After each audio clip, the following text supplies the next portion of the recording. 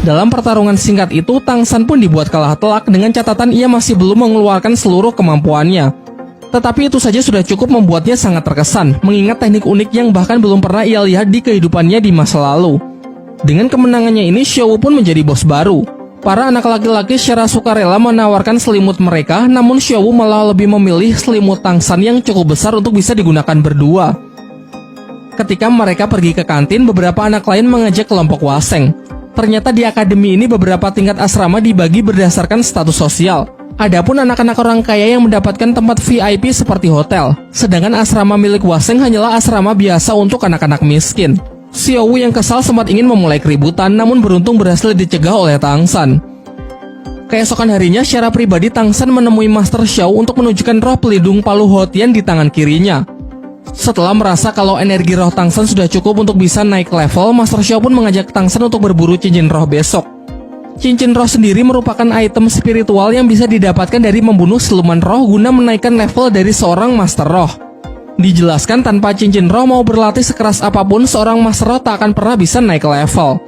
Tetapi di sini Master Xiao melarang Tang San untuk menambahkan cincin roh ke dalam Palu Hotian.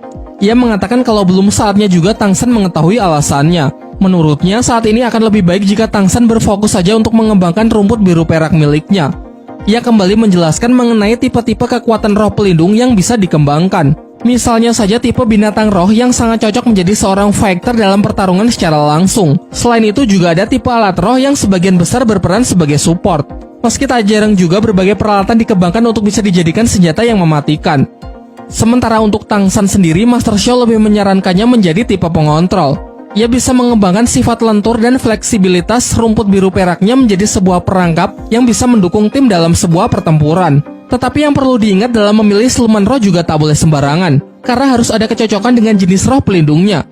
Tercatat ada beberapa kasus penolakan dari penyatuan cincin roh yang berakibat pada gagalnya naik level.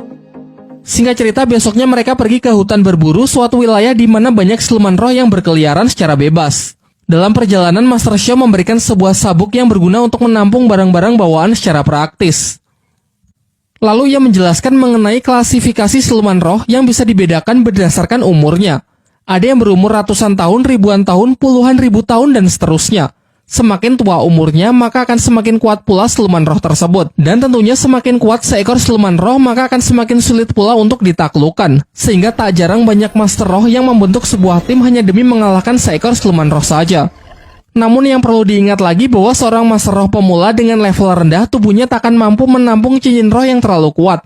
Dan jika tetap memaksakan diri, maka ia bisa mati. Setelah